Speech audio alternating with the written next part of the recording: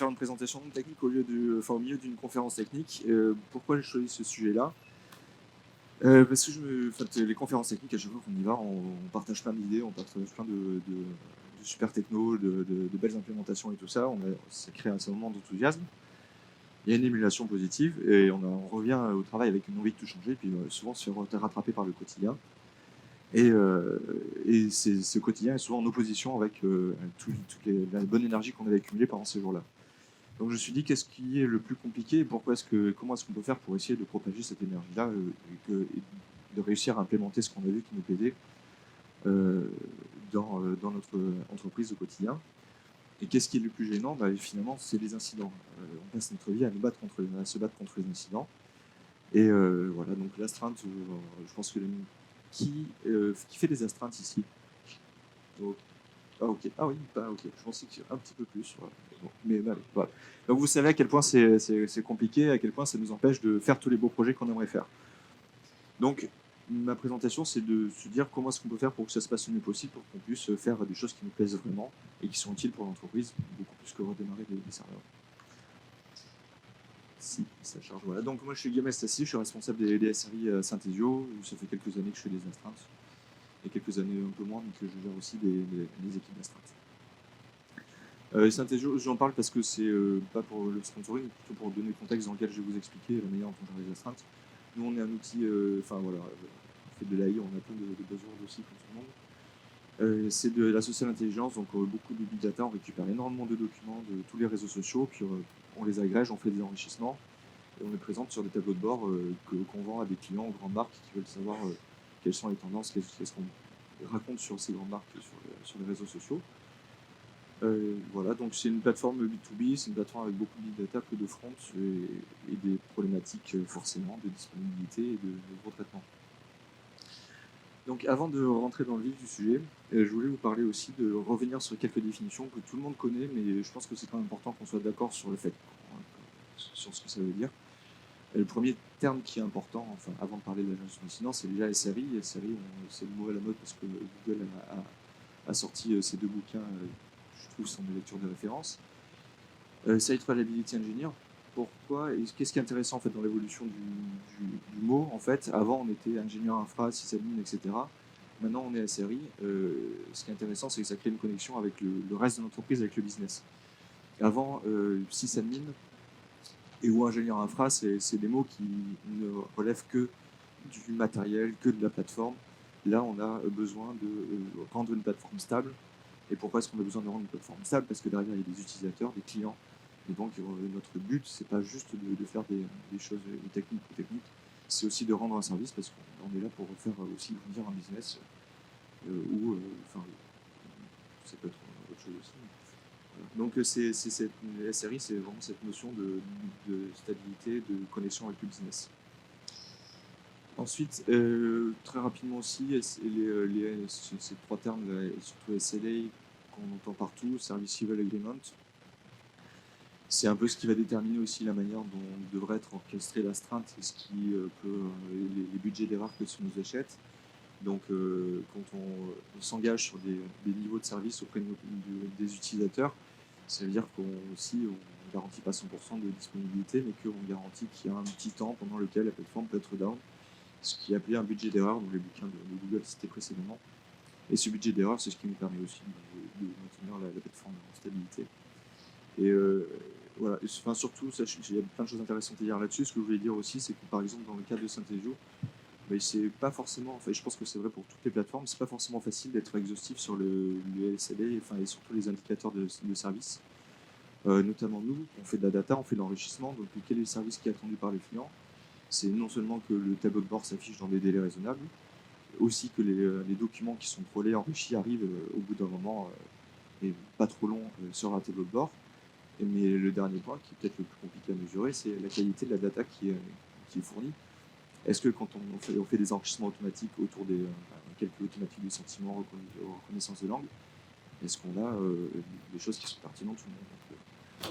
Et mesurer ça, c'est toujours compliqué. Donc avoir des SLA qui sont exhaustives, c'est un petit peu compliqué. Voilà. Dernier truc, observability. Je vais pas rentrer. Alors celui-ci, voilà, c'est ce que je voulais montrer, c'est deux choses. Enfin déjà, c'est que c'est pas un terme qui a été inventé par Google, c'est pas un truc qui est récent. La citation, enfin ce que j'ai mis là, c'est issu de Wikipédia, donc, tout bêtement. Donc c'est l'observability, ça vient de théorie des contrôles. Donc c'est quelque chose qui a lieu dans les systèmes qui opèrent en continu, qui sont dynamiques. Et le but de l'observability, c'est d'avoir, on a un système, et donc il faut que le système puisse exposer de quoi visualiser le fonctionnement interne du système pour des besoins de stabilité. Mais pour qu'on puisse stabiliser le système, donc il faut d'abord avoir l'observability, puis ensuite ce qu'il faut aussi prendre en compte, c'est la contrôlabilité du système. C'est deux choses qui vont ensemble, parce que ça ne sert à rien d'observer si on ne peut pas avoir de rétroaction sur le système. Donc tout ça, c'est pour un exemple qui est très parlant, en fait, automatiquement, c'est une régulation de vitesse sur les voitures. Par exemple, selon évidemment la route, on ne va pas avoir besoin d'avoir la même puissance de moteur pour arriver à la même vitesse. Donc on observe la vitesse réelle et puis il y a un système qui permet d'augmenter ou diminuer la puissance du moteur pour rester à vitesse équivalente. Voilà, rien de bien compliqué, et voilà, dans cette présentation, en fait, malheureusement, on n'arrive pas toujours à avoir des trucs automatiques et c'est pour ça qu'on fait des astreintes. Donc là, à un moment donné, c'est un humain qui fait ça, qui va devoir pouvoir observer ce qui se passe sur un système et pouvoir interagir avec le système pour pouvoir le réparer, le remettre en marche et le stabiliser. Donc c'est ça qui va nous préoccuper sur le reste de la présentation. Évidemment, l'observability, après ça se matérialise, on expose plein de données sous différentes formes, les logs, des métriques, des news tracing. Et ensuite, on les présente avec des visualisations et on peut générer des règles alerting qui vont nous permettre de nous réveiller. Et tout ça, ça va bien évidemment nous permettre d'avoir une démarche scientifique dans la résolution d'incidents et de pouvoir lier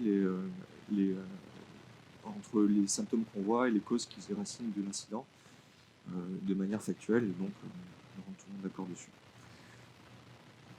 Sur un incident, qu'est-ce que c'est un incident en fait? Un incident, c'est une situation importante sur laquelle on a besoin qu'il y ait un humain qui intervienne immédiatement. Et donc il faut vraiment que ce soit important. Et en plus, il y a plein d'inconnus. Donc forcément, ça arrive à un moment où on ne s'attend pas. C'est une alerte. Ça peut se venir la nuit, le week-end. On ne sait pas au moment où ça sonne, on ne sait pas exactement. On sait juste que c'est l'alerte d'astreinte, mais on ne sait pas ce qui va se passer. Est-ce que l'alerte est grave ou pas? Et on ne sait pas combien de temps ça va prendre à être résolu. Donc, tout ça fait et en plus de ça, il y a évidemment des risques. Il y a 3 grands types de risques qui sont pourquoi est-ce qu'on se fait réveiller si l'alerte est bien faite. C'est parce qu'il y a un vrai risque business. Donc dans le cas de nous qui sommes du B2B, on peut avoir des clients qui partent, qui ne renouvellent pas leur contrat. Si c'est du commerce, évidemment, ça fait des transformations pas énormément. Le gros risque technique, le principal évidemment, c'est de perdre la data, on n'a pas envie. Et après, humainement aussi, les incidents, ça génère de la fatigue. Et ça, c'est un risque à prendre en compte parce que forcément, des personnes qui sont trop fatiguées, ça démotive au mieux. Ensuite, ça peut faire des gens qui vont voir ailleurs parce que c'est trop compliqué, ou alors des gens qui partent en burn-out. C'est des vrais risques quand il y a des astreintes qui sont un peu compliquées. Donc, l'incident, c'est une situation très stressante, qui peut être très stressante. Et j'ai trouvé ça sur un talk de SR Econ Europe 2018, Jenny Wu, qui a fait une étude pas très scientifique, mais autour de lui, une quarantaine d'ingénieurs qui font des astreintes, qui lui a demandé un petit peu comment est-ce que vous vous sentez après avoir été en intervention d'astreinte. Et on voit que globalement, en fait, sur la capacité à vouloir à se rendormir, la capacité de concentration, le vouloir de socialiser, la capacité de profiter des choses, etc., c'est pire que d'habitude. Donc je sais pas dans quel entourage il était, il y a juste l'appétit qui change pas pour ces gens-là. Il y a des constantes. Mais voilà, donc voilà. Donc à part ça, on voit que quand même les situations sont stressantes et ça a un impact sur la vie des gens. Et donc comment est-ce qu'on va gérer ça? Moi, en tant que manager, finalement, il ne faut pas être, même en manager ou même en tant qu'ingénieur, le but c'est de maximiser notre productivité. Finalement, on est là, on est payé pour un travail. Et comment on maximise notre productivité? En fait, il y a deux choses qui sont en opposition. C'est soit le travail vraiment d'ingénierie qui va apporter quelque chose à une plateforme, que ce soit en fonctionnalité, en stabilité, en sécurité, opposé à du travail qui est plus opérationnel, répétitif, qui n'apporte rien, qui permet juste de faire le pompier, de maintenir en état. une plateforme, mais qui n'améliore pas. Et l'astreinte fait partie de cette deuxième chose. Donc finalement, notre métier, c'est aussi de diminuer le travail d'astreinte. Donc le mieux, évidemment, c'est d'avoir une plateforme stable, mais les plateformes doivent évoluer, on sait bien, c'est normal, et ça fait partie de notre métier. Si on a des opérations d'astreinte, il faut qu'elles soient le moins stressantes possible. On va voir comment est-ce qu'on peut essayer de diminuer aussi le niveau de stress par la suite. Et dans le cas où on a des astreintes compliquées, le but aussi, c'est que dans l'organisation du travail, il soit prévu que les ingénieurs puissent récupérer. Et qu'on n'aille pas se faire engueuler parce qu'on a travaillé toute la nuit et qu'on arrive qu'à 10h15. Donc ça, c'est 3 éléments importants. Et pourquoi est-ce qu'on prend aussi pourquoi est-ce qu'on fait aussi attention à l'humain aussi? Parce que dans ce système où il y a un système informatique et l'humain intervient pour le réparer, mais on a un énorme système avec le point faible, c'est l'humain finalement, parce qu'il est très lent, 70 par seconde en calcul, ça c'est des estimations qui ont été faites, et surtout autour de gens qui s'amusent à faire des calculs mentaux le plus rapidement possible, donc c'est assez facile de faire des transpositions. C'est cher forcément, du coup c'est assez limité. Et il y a d'autres éléments, d'autres études qui parlent aussi de comment le context switch, le fait de changer d'un sujet à l'autre, ça tue aussi la productivité. Et je crois que c'était jusqu'à 5 ou 6 tâches en parallèle, ça tue jusqu'à 80% de la productivité selon le type de tâche. Donc ça aussi, c'est quelque chose, si on veut être productif, il faut éviter le context switch à tout prix. Et en plus, quand on est en astreinte, c'est la nuit, c'est un moment où on s'y attend pas, on est peut-être fatigué, on a déjà eu une journée peut-être un peu compliquée. Et du coup, avec le stress, ça nous rend non seulement moins efficace, mais ça peut être aussi contre-productif. Et donc, c'est pour ça qu'il faut faire attention à tout ça et essayer de rester factuel et un peu des pieds sur terre, de réussir à prendre du recul sur la situation et avancer dans la résolution de ça. Donc, oui, il y a des petits, un peu de feedback. Ouais, sinon je peux changer le micro.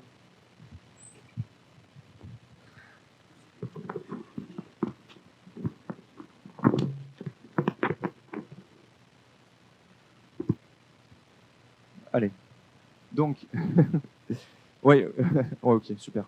Donc aussi, je vais parler de l'empathie parce que c'est une valeur qui est importante quand on fait des astreintes pour plusieurs raisons. Enfin, c'est vrai partout, mais dans le cas des astreintes, ça s'applique particulièrement parce que, en tant que manager, quand on prévoit un planning d'astreinte, ou manager ou pas, qu'on prévoit un planning d'astreinte, c'est-à-dire on prévoit des interruptions, on va prévoir une partie de la vie personnelle des gens, parce que les gens vont rentrer du travail avec un téléphone d'astreinte, ils vont introduire ce téléphone qui va déranger éventuellement tout le foyer s'il y a plusieurs personnes qui habitent en même temps.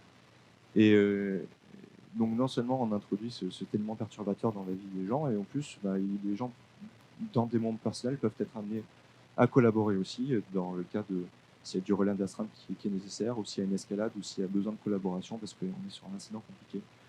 Donc c'est pour ça que l'empathie, c'est important de se mettre dans la place de l'autre quand on dit tu vas faire l'astreinte cette semaine-là, ou quand on appelle des gens pour se dire est-ce que tu peux m'aider pour faire de l'astreinte.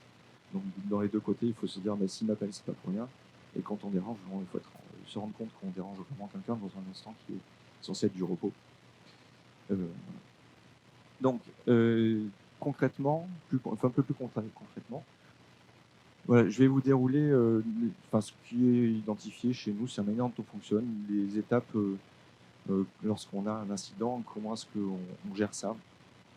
On va revenir sur toutes les parties. Donc il y a une partie qui est évidemment pendant la gestion d'incident, mais après il y a aussi, on va voir pourquoi c'est important de ne pas s'arrêter une fois que l'incident est résolu, mais de s'améliorer sur ces joueurs. Donc la première chose, qu'est-ce qu'on fait quand on reçoit une alerte? Je vais dire, on lui dit ta gueule, mais c'est un peu ça. On lui dit, on va snoozer, on va prolonger le temps de silence de l'alerte, le temps nécessaire, qu'on estime nécessaire à résoudre l'incident. Ça, c'est pour éviter de faire des context switch. Et aussi, on va aussi s'occuper des alertes qui peuvent survenir, qui sont liées au même incident. On va se débrouiller pour mettre en silence tout ça, pour éviter les interruptions, premièrement. Éviter d'avoir à reprendre le téléphone, regarder si c'est une alerte qui est en relation avec l'instance sur laquelle on travaille de là. Et aussi, ça limite le bruit, c'est-à-dire que si jamais on a un deuxième incident qui n'a aucune corrélation avec le premier, si on laisse le téléphone en mode sapin de Noël, on ne verra pas le deuxième incident et on risque de rater des choses.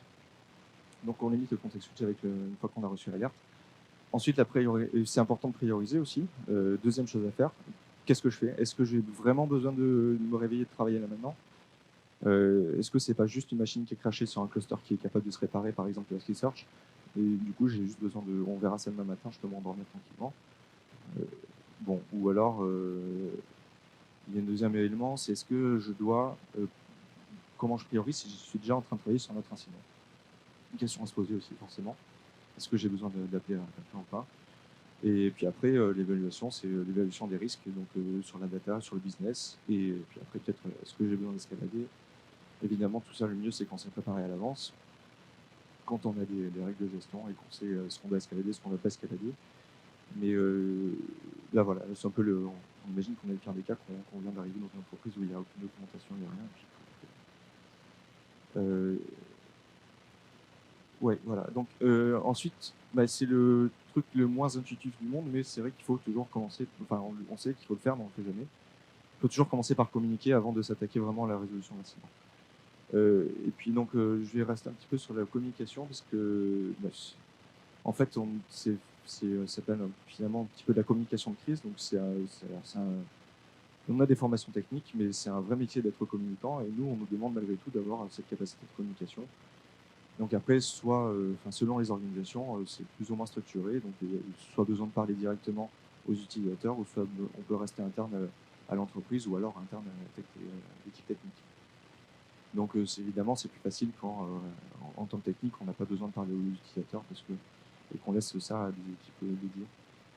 Mais voilà, donc c'est la première chose, c'est important. Il faut identifier à qui on parle. On ne va pas avoir le même discours. Donc une fois qu'on a fait cette évaluation et qu'on sait, on va commencer. Donc la communication concrètement, là je vais faire un exemple de message qu'on pourrait donner. Donc la communication, évidemment, je rentre pas dans les systèmes, est-ce que c'est automatisé ou pas. Et évidemment, on peut avoir des pages de statut qui remontent automatiquement des alertes, et puis peut-être qu'à un moment il y a besoin d'avoir un petit peu de rédactionnel. Et ce qui est important, c'est de mettre ce qu'on connaît, mais aussi de mettre ce qu'on ne connaît pas. Et ça permet de communiquer aussi plus rapidement. J'ai pris un exemple où finalement on ne sait pas quand on va pouvoir résoudre l'incident. Ça arrive aussi évidemment. Des choses où on sait qu'on restart un service, ça marche, d'autres choses où on est complètement dans l'inconnu et c'est pour ça qu'on intervient. Mais autant le dire, autant dire aussi s'il y a des inconnus sur l'évaluation qu'on vient de faire. Mais ce qui est bien, c'est de rassurer en disant on est en train de travailler dessus. Donc il faut le dire et aussi promettre de tenir au courant les gens dans un délai qu'on donne. Et ça, c'est un truc tout bête, mais qui marche bien pour s'acheter du temps en fait ininterrompu. Si on ne donne pas de délai, on va être peut-être plus harcelé de questions pour savoir où ça en est, etc. Avoir des gens qui viennent derrière l'épaule et regarder ce qu'on est en train de faire. Alors que là, on leur dit, laissez-moi tranquille 30 minutes, je me concentre sur la technique, et puis après, je reviens vers vous, et puis je vous donnerai des nouvelles. Donc ça, c'est une petite astuce qui permet, encore une fois, de limiter le context switch, de se concentrer sur une seule tâche, plutôt que de communiquer, revenir sur la technique, etc. Ce qui peut être assez coûteux. Deuxième élément de communication qui est plus interne. Alors ça marche même si on est tout seul, même si on est le seul élément technique de l'entreprise. Il faut écrire tout ce qu'on fait. Faut écrire tout ce qu'on fait parce que soit on va avoir besoin plus tard, parce qu'on va vouloir revenir sur une rétrospective sur l'incident qu'on a vécu, ou soit parce qu'il y a des collègues qui vont peut-être prendre le relais, ou le lendemain matin, qui vont vouloir backloguer ce qui se passe et ce qui s'est passé, et comprendre exactement ce qui s'est produit. Donc il faut écrire au fur et à mesure ce qu'on fait, c'est-à-dire concrètement les lignes de commande qu'on a tapées pour différentes étapes, quel service on a restarté, quel fichier de conf on a modifié, quel déploiement on a lancé. Et ensuite, ce qui est bien aussi, c'est de loguer aussi l'évolution de ce qu'on trouve, les analyses qu'on a au fur et à mesure. Et donc ça, il faut à la fois donner, et ça c'est important aussi, c'est donner, écrire ce qu'on pense et le lier avec des éléments factuels, donc des liens vers des métriques ou des screenshots de ce qu'on a vu ou des choses comme ça. Et donc l'un ne va pas sans l'autre, parce que si on donne juste des screenshots ou des liens vers des métriques sans expliquer pourquoi on donne ce lien, ça ne sert pas à grand chose. Et du coup, ça génère beaucoup d'efforts chez les autres qui vont lire ça plus tard. Et de la même manière, si on donne juste une idée sans expliquer pourquoi on l'a eu, ça va mettre, c'est pas factuel, on va rentrer aussi dans le jeu de pourquoi tu fais ça, etc. Et c'est juste une perte de temps. Et évidemment, c'est un log, donc il faut qu'il y ait un timestamp, il faut qu'on sache à quelle heure on a écrit ça. Et après, voilà. Ça, nous, on fait ça notamment dans des chain Slack, ça marche très bien. Le principal, c'est que ça soit partagé. Après, les outils, c'est pas très grave. Oui, ça, c'est écrire des phrases. C'est bête, mais ça paraît compliqué. Mais des fois, en fait, c'est compliqué parce qu'on est sur Slack, sur des outils de communication qui sont des chats. Mais en fait, on n'est pas vraiment sur des chats. Il faut se rendre compte qu'on est sur des outils d'écriture. C'est asynchrone. C'est asynchrone parce que on parle à des gens qui vont être là que le lendemain matin, ou on parle à nous-mêmes pour 2 mois plus tard quand l'incident va se reproduire, qu'on voudra revenir dessus. Donc, on a besoin de contexte. Et c'est pour ça que écrire des phrases, c'est un moyen très simple de se donner le moyen d'écrire du contexte et de se poser la question de à qui on écrit. Est-ce que si je suis complètement en dehors du sujet, est-ce que je peux comprendre de quoi je suis en train de parler? Donc, voilà, ça, c'est quelque chose aussi qui marche pas mal. Des choses qu'on a appris aussi. Et ensuite, il y a 2 choses à gérer quand on commence vraiment à mettre les mains dans la technique. Il y a le temps et la fatigue. Donc déjà le temps, parce que forcément, on a envie de résoudre le plus vite possible. Mais en même temps, première des choses, c'est que c'est trop tard, l'incident est déclenché, on est dans la merde. Et c'est trop tard pour se demander si on va réussir à résoudre ou pas dans la SLE. C'est des choses qui sont plus organisationnelles, qui sont plus d'automatisation, etc. Et donc, nous, maintenant, le seul objectif qu'on a, c'est de faire les efforts les mieux qu'on puisse, avec les moyens qu'on a, pour résoudre le plus rapidement possible. Soit on résout plus rapidement que la SLE, c'est bien parce que ça nous garde un erreur de budget du budget erreur pour plus tard, ou soit ça dure plus longtemps, mais on ne va pas s'arrêter de tenter de résoudre parce qu'on a dépassé les SLE. Donc c'est quelque chose sur lequel qui peut aussi participer à la diminution du niveau de stress, c'est de se dire on ne va pas faire attention aux SLE pour le moment. On va se concentrer sur résoudre le plus rapidement possible et surtout avec les moyens qu'on a.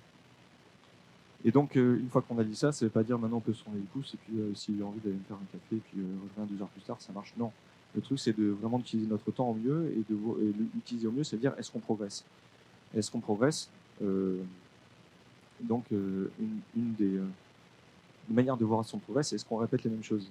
Est-ce qu'on n'est pas en train de restarter le même service 4 fois parce que peut-être que la 5e, ça va mieux marcher? Ben non, ça marche pas. En général, quand on fait ça, c'est qu'on est fatigué, qu'on n'a plus d'idées, donc il faut se poser les bonnes questions.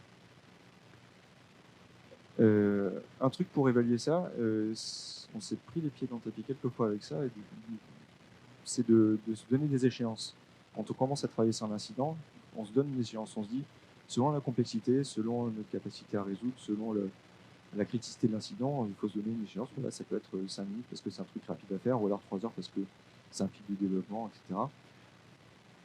Mais ça permet si on se donne une échéance, ça permet d'évaluer est-ce qu'on progresse ou pas. Et au bout de l'échéance, qu'est-ce qu'on va faire? On reprend le cycle du début, on va recommuniquer parce qu'on a dit à nos utilisateurs qu'on allait communiquer toutes les 30 minutes, donc au bout de 30 minutes, il faut leur redonner un état des lieux. On va réévaluer est-ce que l'incident, on a réussi à résoudre un petit peu, à mitiger, ou alors est-ce que c'est encore plus catastrophique qu'avant. Et on va aussi se poser la question, est-ce qu'on peut tenir encore le coup pour tenter de résoudre ça, ou alors est-ce que ça fait déjà 12 heures qu'on travaille? À un moment donné, s'il y a des collègues, on va peut-être aussi les solliciter. Et puis toujours essayer de trouver une meilleure manière de fixer. Donc se donner une échéance, et puis du coup aussi se redonner à chaque fois des prochaines échéances. On a travaillé une demi-heure, est-ce qu'une demi-heure ça suffit? Ou est-ce qu'on peut se dire maintenant c'était un peu trop long ou trop court, donc ajuster en fonction. Et ça marche, ça évite les effets tunnels quand on est trop fatigué, des fois les heures passent et on s'en rend pas compte, on tourne en rond. Et voilà, et ça, on en a besoin aussi parce qu'à cause de la gestion de la fatigue, donc un truc qui marche, c'est d'escalader. L'escalade, ça peut être une escalade hiérarchique si c'est prévu dans les organisations, ça peut être une escalade auprès d'un collègue si c'est plus ou moins prévu dans les organisations, ou même ça peut être aussi juste notifier les personnes nécessaires et à un moment donné, il vaut mieux aller dormir plutôt que de faire des conneries sur une plateforme. Il vaut mieux aller notifier les personnes, dire là c'est plus possible, je prends une demi-heure, 1 heure, des fois ça suffit, on prend du recul, on se repose un petit peu, on revient à la refait et puis on répare. La conclusion de tout ça, en fait, c'est que ce que j'ai constaté, c'est que moi en tant que manager, je suis souvent la personne à trouver du fil. Forcément, c'est jamais super agréable, mais en fait, il n'y a jamais vraiment de mauvaise raison d'escalader ça. Il faut bien l'avoir en tête aussi. Même si c'est sur un doute à la con, des fois, il vaut mieux passer un petit coup de fil et réveiller la personne, ça ne dure pas longtemps, plutôt que de faire une bêtise qui va mettre 3 fois plus de temps à réparer sur la plateforme. Donc, et puis après, si les escalades sont trop régulières, mais il y a peut-être quelque chose à gérer derrière, mais ça sera le lendemain, quand on aura l'esprit prêt, que tout le monde sera là, on se posera la question de pourquoi est-ce que les gens ne sont pas autonomes sur la plateforme. Mais en tout cas, sur la période de l'incident, c'est important de se dire qu'il n'y a pas de mauvaise raison d'escalader. Sur la gestion de la fatigue aussi, ce que je disais, c'est qu'à la fois, il faut que dans l'organisation du travail, on ait prévu que les gens puissent se reposer. Mais à un moment donné, si les gens ne disent pas qu'ils sont fatigués, on ne peut pas deviner non plus qu'ils ont besoin de se reposer. Donc c'est aux personnes qui sont restreintes, qui sont sollicitées, c'est à vous aussi d'aller dire j'ai travaillé X heures cette nuit, j'ai pas dormi, j'ai pas pu m'endormir, là je vais avoir besoin de temps pour me reposer. Et franchement, surtout dans le métier où on touche aux plateformes de prod, il vaut mieux être actif qu'une demi-journée, se reposer une demi-journée, être actif vraiment une journée, une demi-journée supplémentaire, plutôt que de rien faire pendant une journée entière et même faire des bêtises. Donc, il vaut mieux des personnes reposées efficaces plutôt que des personnes qui font rien. Et parfois même forcer les gens à se reposer. Ah oui, il paraît que je le fais. Donc, ouais, c'est vrai. Et aussi, il ne faut pas oublier que dans la loi française, c'est un truc qui s'appelle le Code du travail, on est censé avoir 11 heures de récupération entre 2 journées de travail. Donc, si vous n'avez pas eu vos 11 heures de récupération entre 2 journées de travail parce qu'il y a des heures qui sont au milieu, il faut les faire respecter.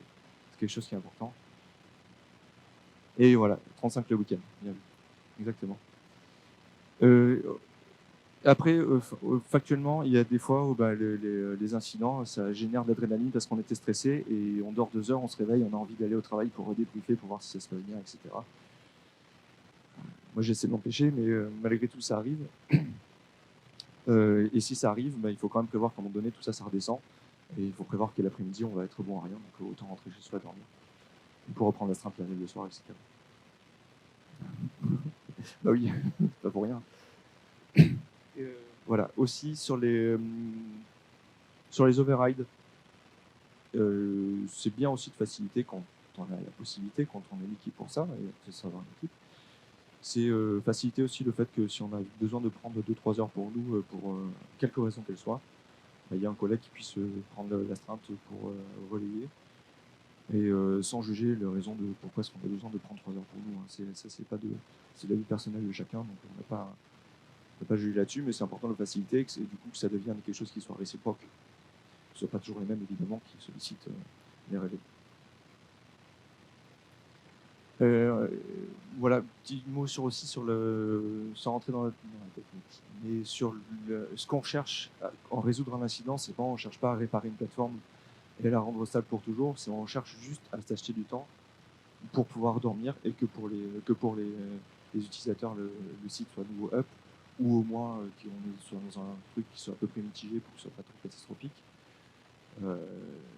Voilà, on a juste besoin de fixer jusqu'à ce qu'on puisse implémenter quelque chose de plus stable. Et on n'a pas le temps c'est pour ça qu'il faut vraiment minimiser le temps de travail.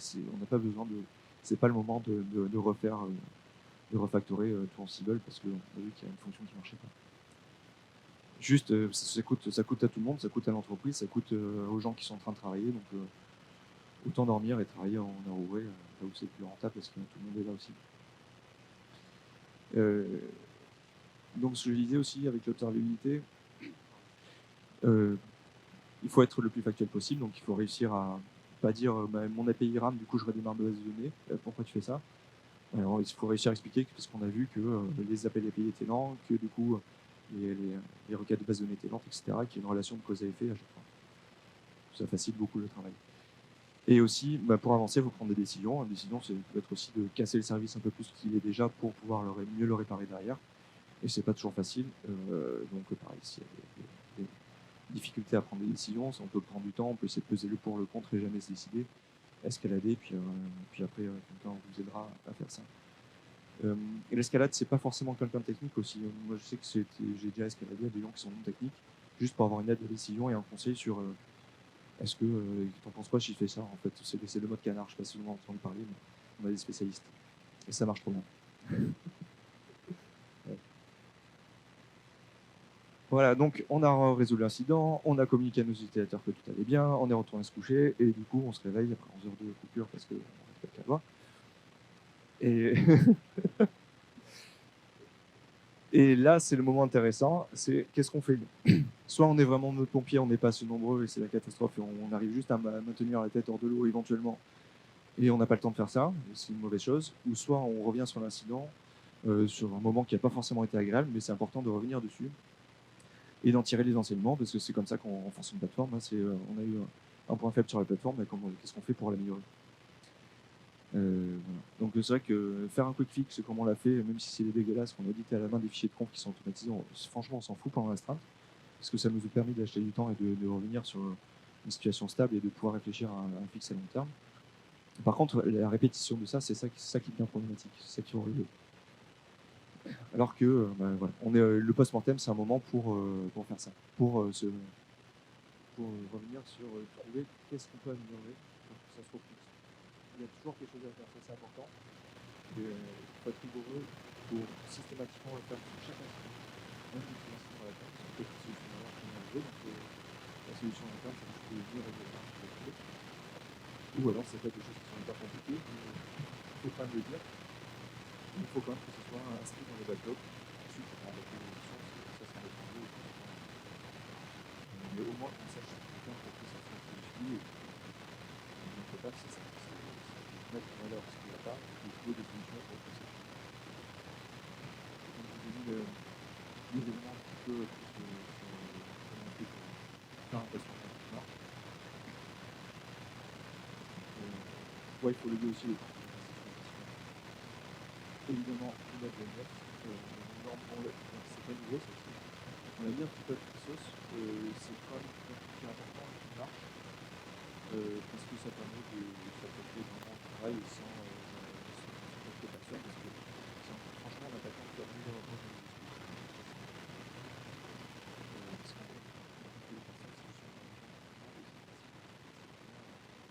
amélioration de conditions de travail. Donc pour faire ça, ça veut dire qu'il faut commencer par accepter que le démarrage humain. Et aussi se mettre dans une position où il faut aussi se mettre en tête que la personne qui a géré l'incident, même si elle était victime, elle a fait mieux qu'elle a pu avec les éléments qu'elle avait à disposition. Et que si elle a merdé, c'est pas forcément. On est au sein du système, il y a une organisation, donc c'est pas forcément que elle toute seule qui a merdé. Après la répétition, il y a aussi d'autres choses qui s'adressent, mais le fait de faire ça, ça permet de se concentrer sur les éléments factuels et donc de chercher comment est-ce qu'on peut améliorer la chose. Je vous ai mis un petit exemple à la con, mais qui marche, c'est de se dire, au lieu d'être est-ce que j'aurais mieux dû communiquer, être sur ces temps de conjugation, ça permet, en fait, c'est juste du reproche et dire, je suis désolé. Moi, ce qui me gêne là-dedans, c'est qu'il n'y a aucune amélioration qui est proposée, en fait. Juste, on est désolé de ne pas avoir mieux communiqué. Alors, qu'est-ce qu'on fait la prochaine fois, en fait? Alors qu'un simple petit changement en disant c'est vrai que j'ai pas assez communiqué pendant l'incident parce que j'ai communiqué qu'une fois toutes les 3 heures, ça c'est factuel. Et du coup, on propose une amélioration, on dit la prochaine fois, je ferai attention à ce que les échéances soient mieux respectées sur la communication et que je donne des nouvelles plus régulièrement pendant la gestion d'incident. Donc, ce qui est intéressant, c'est que quand on fait ça, du coup, on n'est pas dans le reproche, on constate qu'on ça a merdé, en effet, et on propose une amélioration, et donc on se rend aussi responsable et on s'implique dans les améliorations qu'on propose. Et du coup, ça c'est souvent un problème. Enfin, quand on parle de blameless, les gens ont l'impression qu'on dit du coup blameless, personne n'est responsable, du coup tout va bien. Bon. Mais non, en fait, blameless, c'est juste dire au contraire, on prend la responsabilité des choses pour les améliorer. Et ce qui est passé, c'est du passé. Il faut revenir dessus, mais pour trouver comment on peut mieux faire par la suite. C'est pour ça que je trouve ça important. Et après, il y a donc ça, une post-mortem, c'est une chose, c'est un élément qui est important pour s'améliorer. Mais après, il y a aussi le reporting. C'est un truc que je fais honnêtement pas depuis hyper longtemps, mais qui, je trouve, est très rentable et qui apporte pas mal aussi. Il faut qu'on montre à quel point l'astreinte, c'est quelque chose de compliqué, en fait, parce que les gens ne devinent pas. Et même quand on fait pas d'astreinte pendant un moment, je sais pas si ça vous arrive dans une période sans astreinte, mais limite, on oublie un petit peu à quel point c'est chiant de se faire réveiller la nuit. Donc ça, c'est important de le dire. Et donc, comment on le dit, on prend tous les post-mortem, parce qu'on a fait des post-mortem pour chaque incident, et on fait des comptes rendus, et on explique combien d'heures on a passé par mois, déjà pour être payé aussi, mais aussi pour montrer à quel point on a travaillé. Si on a fait 60 heures d'astreinte dans le mois dernier, ça commence à peser un peu sur l'équipe certainement. Et ce qui est un autre, donc ça peut permettre de défendre du temps d'ingénierie dans les roadmaps, etc., comme j'ai écrit. Et ça peut permettre de défendre des recrutements éventuellement. Ensuite, c'est un peu aussi, c'est le meilleur moyen on a eu des incidents, donc ça met en valeur ce qui ne va pas dans la plateforme. Donc, autant essayer de le quantifier. Ça, combien d'heures on a travaillé sur tel élément de la plateforme. Donc, ce qu'on fait, nous, c'est qu'on a splitté notre plateforme en plein de petits morceaux fonctionnels. Et chaque incident, on reporte les heures et on sait du coup sur quelle brique fonctionnelle on a passé le plus de temps par mois. Ça permet de savoir où concentrer les efforts sur le mois suivant pour stabiliser. Et ça permet aussi de s'assurer que d'un mois sur l'autre, on n'a pas les mêmes problèmes qui se reproduisent. Et si on a les mêmes problèmes qui se reproduisent, c'est-à-dire qu'il y a aussi quelque chose à gérer. Soit on a besoin de plus de monde, soit on a besoin de passer plus de temps à générer, etc. Donc, ça aussi, si les post-mortem sont bien faits, si on a logué au fur et à mesure de notre travail pendant l'incident, les post-mortem sont faciles à faire. Si les post-mortem sont faits facilement, le compte rendu, c'est une agrégation de post-mortem, c'est pas très compliqué non plus, et tout ça s'automatise très bien. Voilà, donc en gros, les 3 items sur lesquels on a progressé, c'est timebox, communication et UBMS pendant les post-mortem pour s'améliorer. C'est des repères qui sont importants pour nous, mais ce qui me semblait aussi intéressant, c'est de les rappeler, parce que même si on les connaît, même nous au quotidien, on a toujours besoin de se rappeler ça, parce qu'il y a toujours des tendances à, soit parce qu'on est fatigué, ou soit parce qu'il y a des moments de surcharge à pas suivre ces lignes-là. Donc non seulement ça vous permet de gérer l'incident, mais il ne faut pas oublier que finalement, la gestion d'incident, c'est le moment le plus compliqué.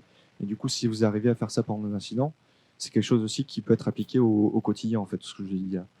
Le travail en priorité, loguer ce qu'on fait, se donner des échéances sur le travail. Enfin, c'est aussi un petit peu la méthodologie agile, mais adaptée un peu plus pour des SRI. Donc, c'est quelque chose qui j'espère, vous permettra de développer des bons réflexes au quotidien. Merci beaucoup.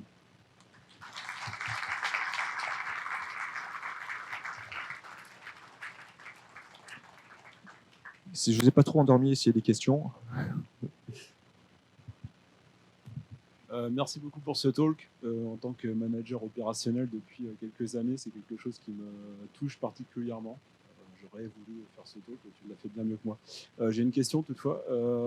Qu'est-ce que vous utilisez comme système de monitoring, sans rentrer dans les détails, et comment vous arrivez à bien setter le level qui vous réveille, disons l'alerte qui vous réveille ou qui vous réveille pas, parce que moi je struggle toujours avec ça.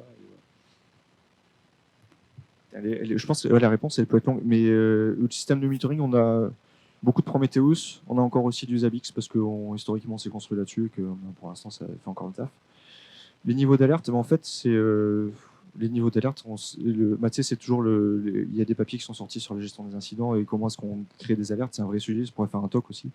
Mais déjà, il faut que ça ait un impact business ou qu'il y ait un risque fort d'impact business. Ça, c'est la théorie. Et en pratique aussi, il faut que ce soit qu'on puisse faire des actions actionnables. Troisième item. Et du coup, une fois que tu as ça, tu gères. Et ce qui est important, c'est de faire du ménage au fur et à mesure. C'est pour ça que je disais, quand tu as un incident, il faut toujours avoir des actions derrière. Même le moindre incident, tu t'es fait réveiller, tu dis c'est pas grave, tu as envie de faire autre chose parce qu'il y a autre chose. Mais non, si tu as eu un incident, il faut régler l'alerte. Et en fait, si tu règles au fur et à mesure, normalement, tu arrives à peu près à t'en sortir. Après, des fois, il faut faire des phases où tu passes sur tout ton monitoring et tu dégages tout ce qui est sur. Enfin, il y a aussi les alertes à la con. On se dit, celle-là, on la garde, on sait jamais. Et on fait jamais rien, on attend que ça passe et puis ça se résout au bout de 5 minutes. Donc ça, à un moment donné, ça sert à rien. Donc, si on travaille pas dessus, c'est juste une interruption pour que dalle. Donc, faut la couper cette alerte. Si personne n'a râlé, si on fait rien, on coupe l'alerte et puis on passe à autre chose, quoi. 1, 2.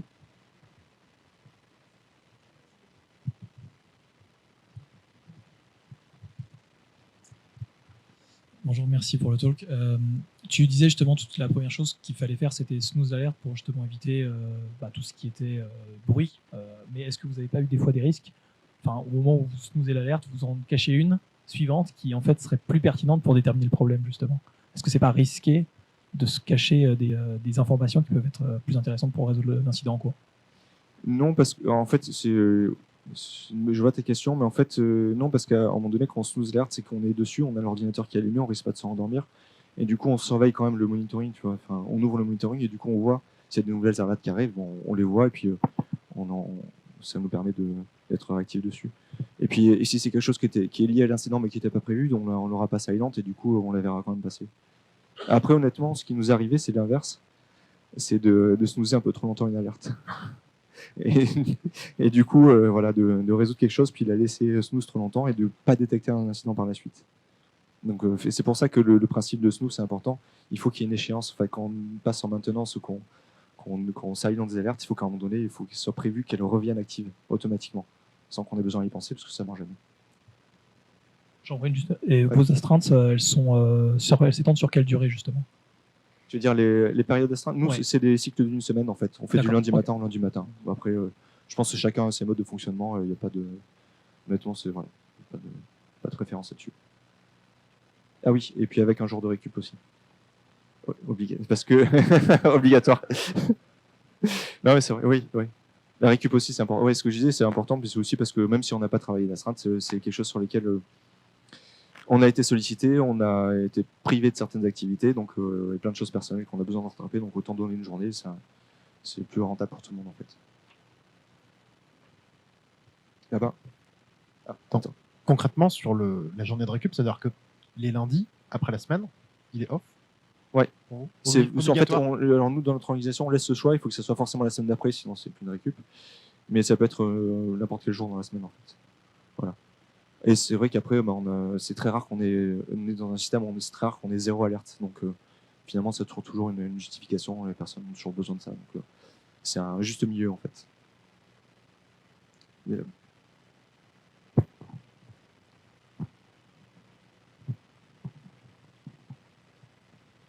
Merci pour ta présentation. Par rapport à deux petites questions, en fait, la phase d'onboarding, prendre quelqu'un de nouveau dans une astreinte, comment vous l'appréhendez en fait de votre côté? Quelqu'un qui travaille avec moi qui a fait un film comme ça. C'est souvent le cas, hein, mais c'est un retour d'expérience effectivement. En fait, oui. En plus, c'est vraiment ce qu'on fait. On dit, maintenant tu prends l'astreinte. Et sauf qu'évidemment, la personne est en shadow. Donc en fait, l'onboarding, on commence par juste filer l'astreinte en journée aux personnes. Comme ça, ça permet de prendre le pied sur la plateforme et de se rendre compte vraiment de là où il faut qu'elle progresse. Mais déjà prendre l'astreinte la journée, et puis après les premières sessions, en plus ça dépend de la progression des personnes, leur capacité à comprendre la plateforme, etc. Et les premières astreintes se font en shadow, c'est-à-dire que c'est la personne nouvelle qui prend les alertes directement, et quelqu'un d'autre de plus expérimenté qui est derrière et qui sait qui va être dérangé. Donc ça fait 2 personnes d'alerte en vrai, 2 personnes d'on-call sur la semaine. La deuxième, c'est plus par rapport à qui fait de l'astreinte. Est-ce que c'est une équipe SRE qui a ce rôle-là, ou est-ce que c'est quelque chose de transverse? Non, alors, on est une petite organisation. Hein. On est, en technique, on est à peu près 50. On est 5 SRE, bientôt 7 pour l'instant. Et du coup, ça fait une semaine chacun. Et à part les SRI, l'organisation, c'est des développeurs front, back, après QA, data scientist, etc. produits. Mais du coup, c'est vraiment les SRE qui sont en honneur de l'astreinte. On n'a pas d'astreinte de développement, en fait, par exemple. Très clair. Voilà. Merci. Oui. Ah, merci pour ton talk. Question sur le timeboxing. Tu as des conseils, des tips sur comment je sors? Je sais que je me rappelle que je dois communiquer dans une demi-heure. Faut que je suis sur l'incident. Des fois, tu oublies que tu sors. Enfin, que tu dois communiquer. Tu as des tips pour t'en rappeler, des timers, des choses comme ça? Il y a Aurélien qui a envie de répondre le téléphone. Et oui, soit tu sais que tu vas réussir, ou je pense que là, c'est participatif. Si tu veux... Non, c'est une autre question? Non, c'est bon. Mais ouais, donc tu peux te mettre une alerte aussi, tout connement. Tu mets ton téléphone, tu chronomètres ou. Ah ouais, sleep X bip. Voilà. Ok, merci. Mais sinon, c'est vrai que quand tu snooze l'alerte, tu la snooze pour le temps nécessaire, et puis au bout d'un moment, elle ressonne. Voilà. Ça marche aussi. Effectivement, merci. On a fait le tour? Eh bien, très bien. Merci beaucoup.